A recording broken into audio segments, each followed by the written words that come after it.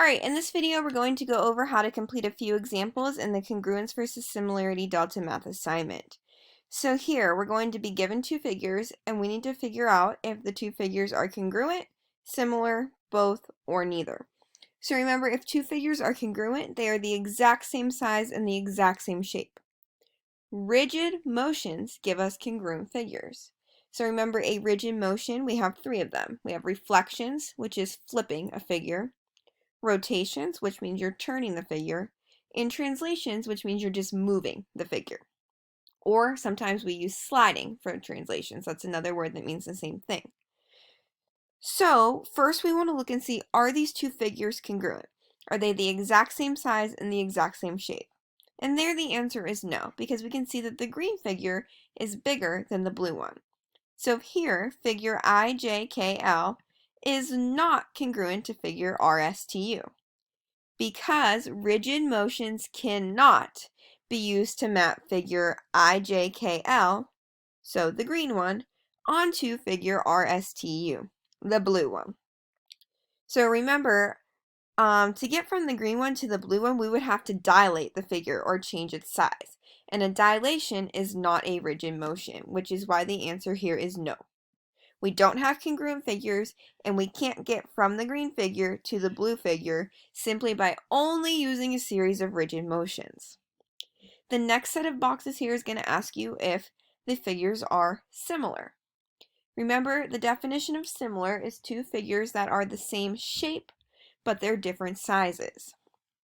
So here we can see that our green figure and our blue figure are similar. They are the same shape, they're just not the same size. So here their answer is going to be figure IJKL is similar to figure RSTU because we can get from IJKL, so we can get from the green figure to the blue figure by using a series of rigid motions and a dilation. So we can use rigid motions and a dilation to get from the green figure to the blue figure. Now, when you have two figures that are similar, Delta Math is going to ask you to figure out the scale factor. So remember, when you have similar figures, corresponding sides, which means the sides that are in the same spot, are proportional. So what we need to do, we need to figure out the scale factor. What did we multiply figure IJKL by to turn it into our new blue figure USTR? I said that a little out of order, so UTSR. So to find the scale factor, you want to find a piece of your original figure. So down here it says we're starting with IJKL. So I'm going to look at IJKL, and you want to look for a horizontal piece or a vertical piece. So here let's use segment IJ, and I'm going to find the length of it.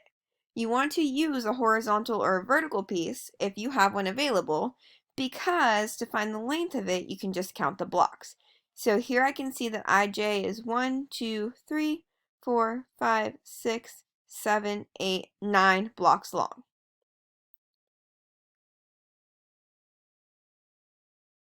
Okay, then what we need to do is we need to find the corresponding piece. So the piece of our blue figure that is in the same spot as IJ. And here it would be ST.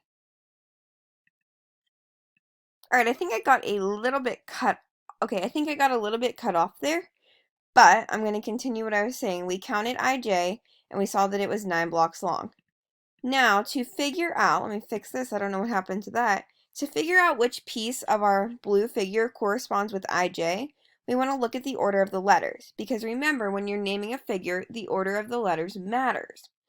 IJ is our first two letters here, which means in the blue figure, segment IJ is going to correspond with segment RS. So now we want to find the length of RS. So it's 1, 2, 3, 4, 5, 6 blocks long. So the ratio from green to blue is 9/6. I was definitely cut off again. My recording software isn't working very well, but it's gonna do. Okay, so I think the last thing we said was IJ had a length of 9, SR, its corresponding piece, had a length of 6. So the question is asking us what's the scale factor we use to get from the green figure to the blue figure. Now, to get from the green figure to the blue figure, our figure is getting smaller, which means our scale factor is going to be less than 1. So if this is 6 and this is 9, the length of SR is 6, the length of IJ is 9, 6 over 9 is going to give us a scale factor of 2/3. That means that our blue figure here was 2/3 the size of the green figure. And I really like how once you submit this, it kind of shows you how you can map the original figure onto your new transformed figure. So we can see that we dilate the green figure by a scale factor of 2/3, and then rotate it, which you can see right here, 90 degrees counterclockwise about the origin. All right, now let's look at another example. All right, here, this problem is very similar to the last one we just did. You have two figures that are congruent. I'm sorry, they are not congruent, but they are similar. So I'm going to go to another one here, and let's see if we can get a different type of problem. All right, new problem here, same concept. So first we need to figure out if the figures are congruent. Are they the exact same size and the exact same shape? And the answer here is yes.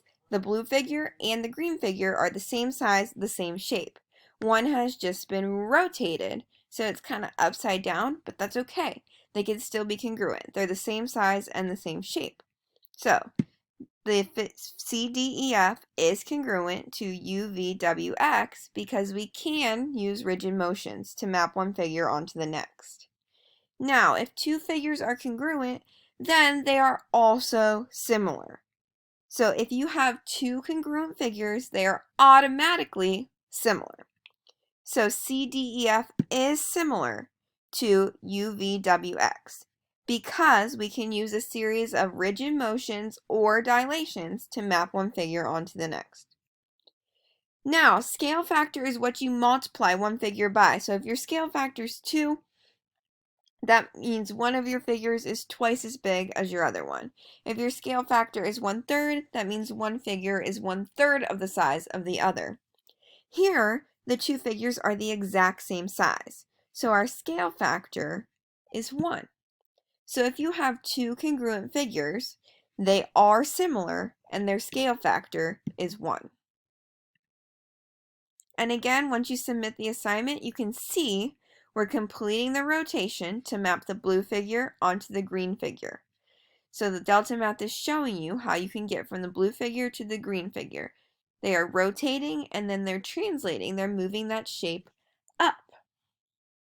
So these two figures are congruent, and then you can read through and read the same explanation of how if two figures are congruent, they are also similar and their scale factor is 1. So we went over a couple different examples of how to determine if figures are congruent or similar. If you get two figures that do not look like the same shape at all, if one is a 5-sided figure and one is a 4-sided figure, then they are not congruent or similar.